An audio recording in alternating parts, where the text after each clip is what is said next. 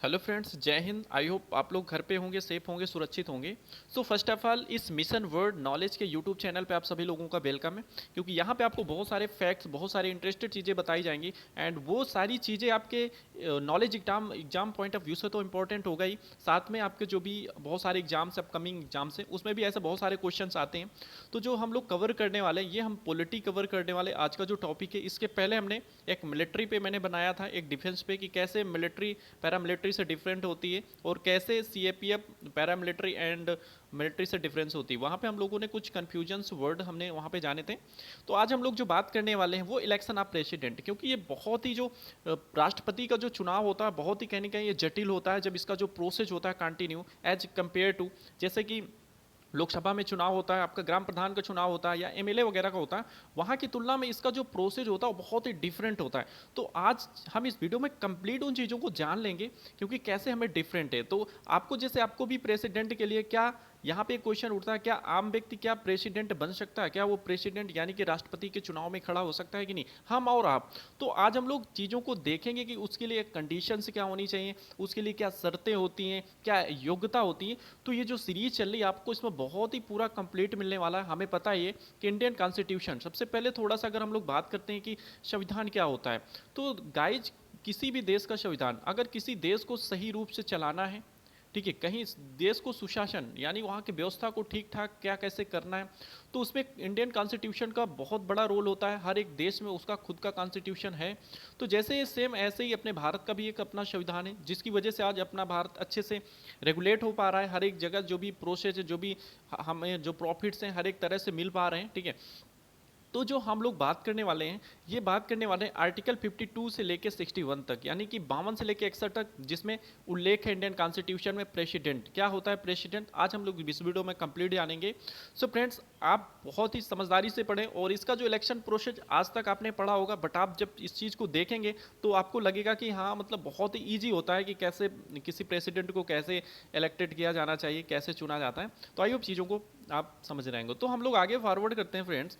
तो जैसा कि आप चीज़ों को देख सकते हैं कि जैसा कि जो इंडियन कॉन्स्टिट्यूशन में जो आर्टिकल नंबर अनुच्छेद नंबर 52 है, इसमें साफ साफ दिया गया है कि प्रेसिडेंट ऑफ इंडिया यानी कि भारत में एक राष्ट्रपति होगा। एक चीज़ कॉन्सेप्ट है, यानी कि जो 52 अनुच्छेद है उसमें दिया गया है कि भारत में एक राष्ट्रपति होगा।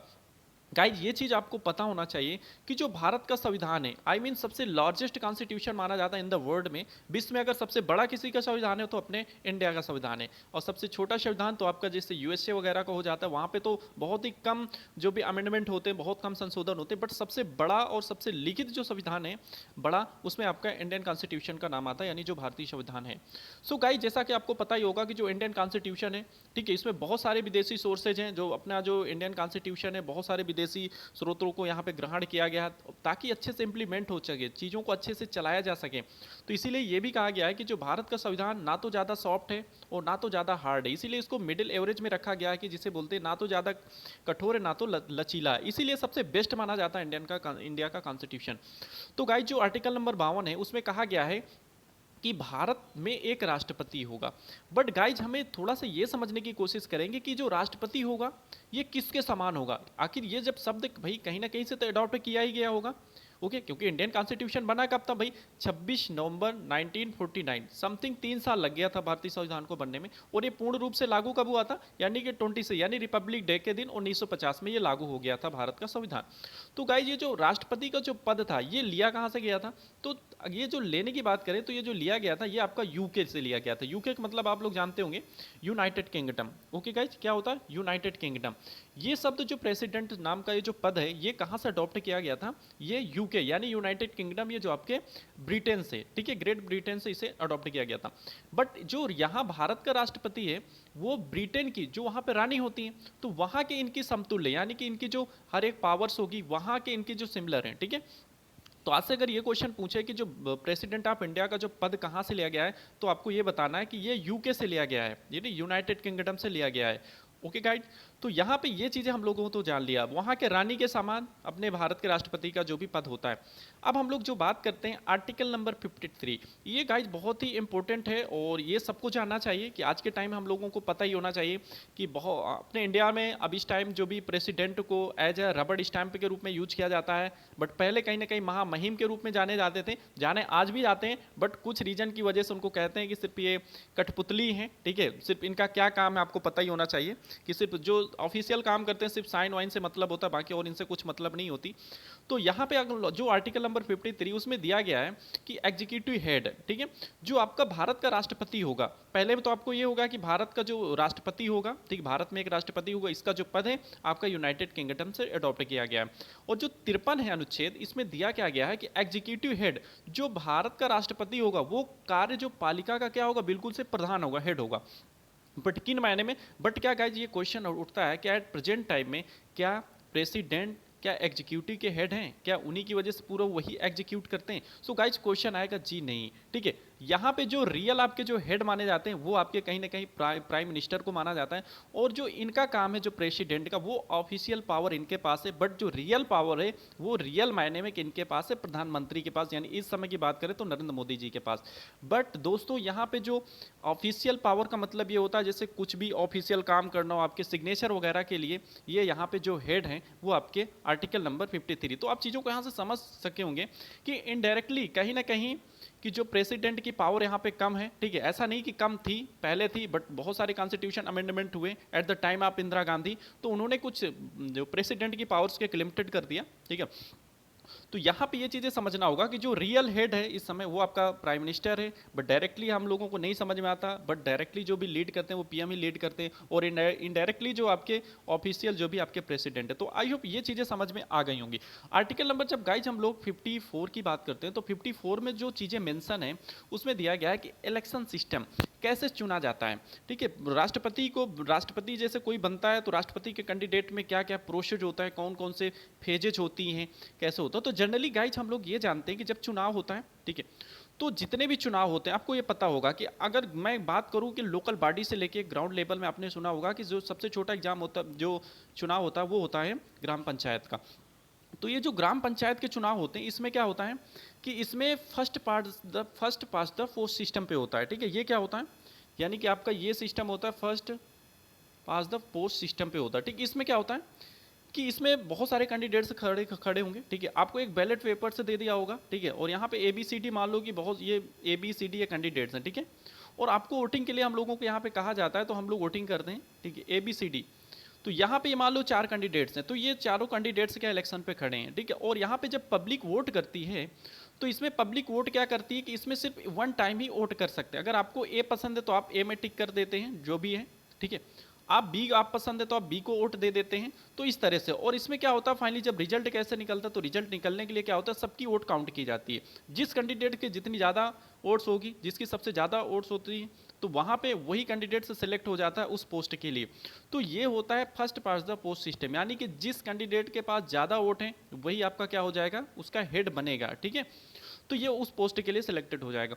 बट गाइज प्रेसिडेंट के इलेक्शन में ऐसा कुछ भी नहीं होता। प्रेसिडेंट का जो इलेक्शन होता है वो आपका किस प्रोसेस में होता है, तो हम लोग देखने की कोशिश करेंगे कि जो इनका जो इलेक्शन होता है वो आपका क्या होता है कि single transferable and preferable system के थ्रू होता है। गाइज हम लोग इसको समझेंगे, हिंदी में इसे बोलते हैं एकल संक्रमणीय एवं जो आनुपातिक प्रणाली के तहत होता है। तो आज हम लोग ये समझ लेंगे, ठीक है, बहुत ही आसानी से चीज़ों को समझेंगे। आई होप आपको बहुत अच्छे से समझ में आएगा कि इसका क्या कॉन्सेप्ट होता है। गाइज आपको पता ही होना चाहिए कि जो प्रेसिडेंट का जो इलेक्शन होता है वो कहीं ना कहीं इनडायरेक्टली होता है। आपको ये चीज़ें ध्यान में रखना चाहिए। जो राष्ट्रपति का चुनाव होता है वो क्या होता है, इनडायरेक्टली चुनाव होता है। अब बात यहाँ पे ये आ गई कि डायरेक्टली चुनाव क्या होता है, ठीक है, डायरेक्टली इलेक्शन में क्या होता है। फ्रेंड जो डायरेक्टली इलेक्शन होता है उसमें क्या होता है कि यानी कि लोगों के द्वारा किसी व्यक्ति को चुना जाता है, उसे हम लोग बोलते हैं डायरेक्टली। यानी कि कोई भी भारत के नागरिक के द्वारा अगर किसी प्रशासक को चुना जाता है, किसी व्यक्ति को चुना जाता है, तो उसे हम कहते हैं कि ये आपका डायरेक्ट इलेक्शन है, यानी कि प्रत्यक्ष चुनाव यहाँ पे हुआ। सपोज जैसे आपने लोकसभा का जब चुनाव होता है तो लोकसभा में क्या होता है भाई, पब्लिक हम ही लोग वोट करते हैं, तभी वहां से हम लोग सांसद बनाते हैं, ठीक है, और सांसद जाके जिनकी बहुमत होती है लोकसभा में वही जाके आगे पीएम वगैरह बनते हैं। तो ऐसे ही सेम राज्यसभा का होता है, तो राज्यसभा का भी क्या होता है, डायरेक्ट इलेक्शन होता है। और यहीं पर लोकल बॉडी की बात करेंगे, जैसे जो आपके एमएलए वगैरह हो गए, ठीक है, जब स्टेट लेजिस्लेटिव असेंबली का जब चुनाव होता है तो क्या होता है कि वहाँ पे एमएलए खड़े होते हैं, ठीक है। तो वहाँ पे एमएलए को ही हम लोग क्या करते हैं, डायरेक्टली हम लोग उनको चुनते हैं, डायरेक्टली उनको वोट देते हैं। और ये जो सिस्टम है ये किस पे बेस्ड है कि जिसके ज़्यादा वोट्स होंगे वही वहाँ पे सिलेक्ट हो जाता है, एमएलए बन जाता है। बट गाइज यहाँ पे अगर हम लोग बात करते हैं इनडायरेक्टली जो इलेक्शन होते हैं, उसमें क्या होता है, उसमें होता है कि जो जनता के द्वारा जो प्रतिनिधि जिन कैंडिडेट्स को चुना जाता है और वो जीते हुए कैंडिडेट्स फिर क्या करते हैं, प्रेसिडेंट के इलेक्शन में वो लोग पार्टिसिपेट करते हैं। तो आई मीन ये तो पता होगा कहीं ना कहीं भाई पब्लिक तो फाइनली चुनता ही, ठीक है, फाउंडेशन तो पब्लिक ही, पब्लिक ने एमएलए को बनाया और एमएलए सारे एमएलए मिलके वो क्या करते हैं, वो फिर एमएलए हो गए या फिर लोकसभा के एमपी हो गए या राज्यसभा के एमपी हो गए, ये जब सारे इकट्ठे हो गए ये क्या करते हैं कि प्रेसिडेंट के इलेक्शन में पार्टिसिपेट करते हैं। बट गाइस बात यहाँ पे सबसे बड़ा क्वेश्चन ये है कि कौन कौन पार्टिसिपेट करता है। तो आपको ये पता होना चाहिए कि अगर हम लोग पार्टिसिपेशन की बात करें कि प्रेसिडेंट के चुनाव में कौन कौन भाग लेता है, ठीक है। तो जो सबसे पहली बात करेंगे आपको पता ही होना चाहिए कि गाइज अगर हम लोग सेंट्रल की बात करें तो सेंट्रल में जो सबसे बड़ी होती है वो आपकी क्या होती है, पार्लियामेंट। पार्लियामेंट का नाम आपने सुना होगा, ठीक है।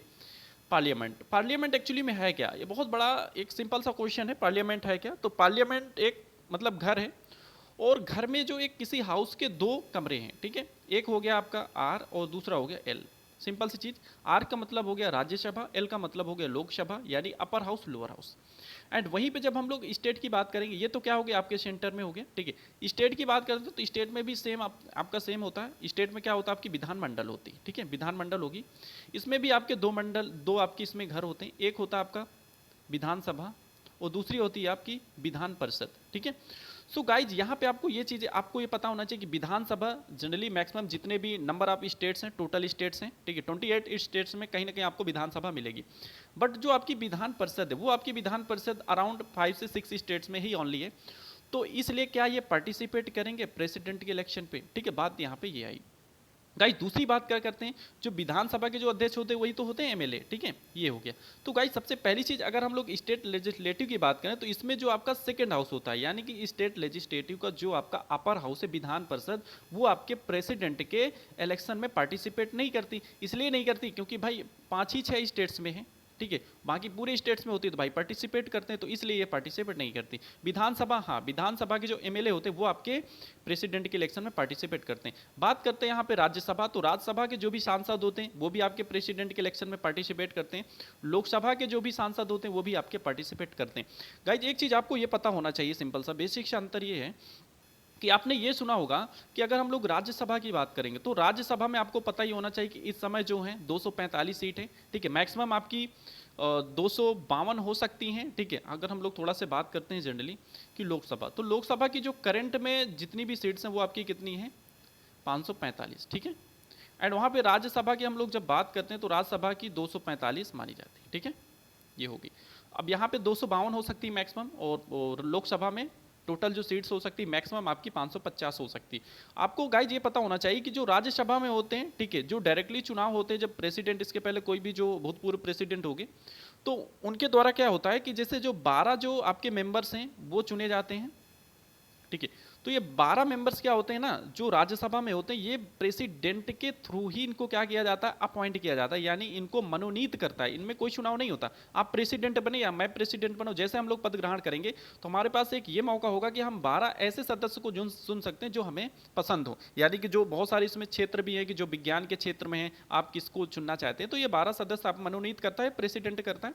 एंड वहीं पर जो लोकसभा में क्या होता है कि जो दो मेंबर्स होते हैं, जैसे जिन्हें बोलते हैं ऑंग्ल इंडियंस, इनको क्या होता है कि प्रेसिडेंट इनको भी अपॉइंट करता है, लेकिन वो लोकसभा में। राज्यसभा में 12, 2, 14, क्या ये पार्टिसिपेट करेंगे प्रेसिडेंट के इलेक्शन में? सो गाइस ये बहुत इंपॉर्टेंट क्वेश्चन है।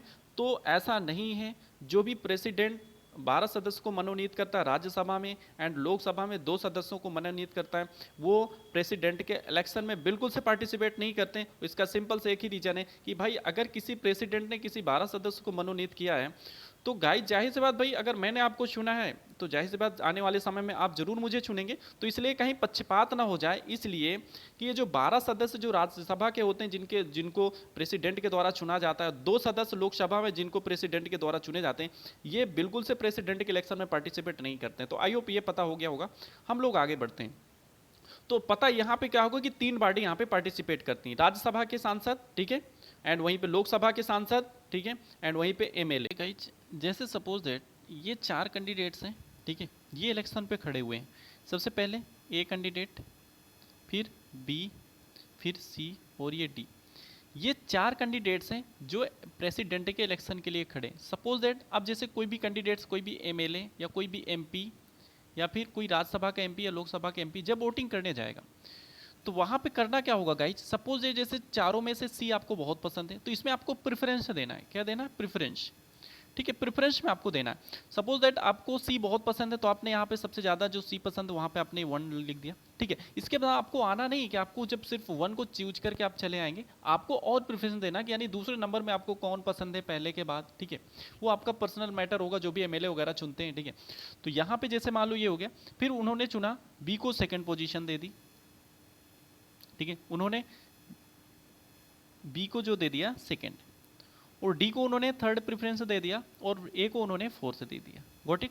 फिर इसी तरह दूसरे एमएलए जाते हैं, ठीक है, फिर उन्होंने चुनना चालू कर दिया। मान लो कि कोई आया तो उन्होंने ए को पहला दे दिया, फिर वो दूसरा दे दिया, फिर उन्होंने दे दिया चौथा दे दिया, फिर तीसरा, ठीक है। फिर कोई कैंडिडेट्स आया, फिर उन्होंने क्या किया, पहले वाले को दे दिया, मान लो सपोज दैट तीसरा, उन्होंने दूसरे को दे दिया पहला, उन्होंने तीसरे को दे दिया तीसरा, चौथे को दे दिया, ये दूसरा हो जाएगा, ये चौथा हो गया, ठीक है। फिर से कोई कैंडिडेट आया, ठीक है, उन्होंने क्या किया, डी को पहला प्रेफरेंस दे दिया, और प्रेफरेंस देने के बाद क्या किया, उन्होंने क्या किया, सी को सबसे पहले तीसरा दे दिया, और बी को उन्होंने कौन सा प्रेफरेंस दे दिया, उन्होंने दे दिया चौथा, और पहले को उन्होंने फिर से प्रेफरेंस दे दिया पहला। तो यहाँ पे जो चीज़ें होंगी ये तो आपकी वोटिंग हो गई, ठीक है। तो ये होता है एक प्रेफरेंस सिस्टम होता है, ओके। अब देखो अब क्या होगा इसके बाद, अब जैसे यहाँ पे हो गया तो अब इसके बाद क्या होगा, अब इसके बाद जो होगा सिस्टम आगे ये, ठीक है, ये हो गया। अब इसमें क्या करेंगे, देखो काउंट होगा। काउंट कैसे होगा, ये अब हमें ये देखना पड़ेगा कि सबसे ज़्यादा प्रेफरेंस में जो पहले एक को कितने लोगों ने चुना। तो अगर हम लोग एक की बात करें तो इसमें जो एक को प्रेफरेंस कितने लोगों ने दिया है, तो यहाँ पे जब हम लोग चुनते हैं तो देखो एक ये हो गया और एक ये हो गया, ठीक है। तो 2 लोगों ने ए को प्रेफरेंस दिया तो यहाँ पे हम 2 लिख देंगे। अब हम लोग जब बी की बात करें तो बी को सिर्फ एक लोगों ने प्रेफरेंस दिया, वो भी एक, तो ये एक हो गया, ठीक है। सी की बात करें तो सी में भी कितना, एक लोगों को प्रेफरेंस दिया गया, ठीक है। अब इसके बाद क्या हुआ, डी में भी देखेंगे तो यहाँ पे क्या हो गया, एक एक। तो गाइज एक चीज़ तो हमें पता हो गया कि जो ए को प्रेफरेंस मिला वो 2 मिला हुआ, तो सबसे ज़्यादा इसको प्रेफरेंस ही है। बट जो तीनों है ये अभी इक्वल हो गए, तो इसमें क्या करेंगे, फिर से एक बार काउंटिंग करेंगे। काउंटिंग में अब ये तीनों में हो गए, क्योंकि क्या होगा, अब यहीं से तो ये बाहर होंगे भाई, प्रेफरेंस सिस्टम हो गया, अब भाई बाहर भी तो होना है, जीतना फाइनल एक ही को है। तो यहाँ पे आप 2 की काउंटिंग करेंगे कि 2 किसका, तो देखो जब हम लोग 2 की बात करेंगे तो बी वाले को 2 कितनी बार मिला है, 2 बार मिला है, ठीक है। और यहाँ पे जब सी की बात करेंगे तो इसको एक ही बार मिला हुआ है, और डी की बात करेंगे तो इसको मिला ही नहीं। तो यहाँ पे सबसे पहली चीज़ जो बाहर हो गए वो आपके क्या हो गए कि यहाँ पे सी और डी आपके तो ऐसे ही बाहर हो गए, क्योंकि भाई इनको तो प्रेफरेंस मिला ही नहीं था, ये हो गए। अब 2 के देखो 2 बार मिले, ठीक है। अब इसमें जो देखो गाइज विनर होगा, ठीक है, इस सिस्टम में जो सबसे ज़्यादा किसके वोट हो गए, वो आपको ए को ज़्यादा लोगों ने पसंद किया, यानी कि 2 बार इसका प्रेफरेंस 2 है। तो इस तरह से ये आपके प्रेसिडेंट के पद पर बन जाएंगे, ठीक है। ये तो हुआ आपका प्रिफरेबल सिस्टम हो गया। अब जो सिंगल में क्या होता है, सिंगल में क्या होता है कि जो जितने कैंडिडेट्स हार गए इनके क्या करेंगे, वोट्स को, यानी कि आपके जो बी कैंडिडेट्स हार चुका सी डी, इनके वोट्स को क्या करते हैं, जीते हुए कैंडिडेट्स में प्रोवाइड कर देते हैं, यानी कि उनको डिस्ट्रीब्यूट कर देते हैं। वही आपका होता है सिंगल ट्रांसफरेबल, यानी कि एकर संक्रमणी, ठीक है। ये क्या होता है कि वो हारे हुए कैंडिडेट्स के जब जीते हुए कैंडिडेट्स में जब ये सीट्स दे दी जाती हैं तो वो हमारा होता है सिंगल संक्रमणित। तो आई होप ये चीज़ें आपको पता हो गई होंगी, ठीक है। तो ये रहा प्रेसिडेंट के इलेक्शन का प्रोसेस।